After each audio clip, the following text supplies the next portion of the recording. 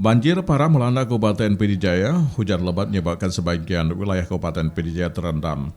Di beberapa lokasi ketinggian air mencapai pinggang orang dewasa.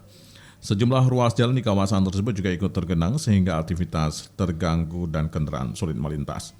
Musibah banjir ini menyebabkan rumah warga terendam banjir yang disebabkan akibat hujan yang mengguyur di Kabupaten Pidijaya dengan intensitas tinggi selama sepekan terakhir ini. Telah menyebabkan banjir terutama di Kecamatan Merdu, Merah 2, banjir mengenangi kawasan pemukiman dan perumahan masyarakat. Sehingga akses jalan tidak bisa dilalui, dampak material dan juga korban berdampak dalam musibah ini masih dalam penataan tim.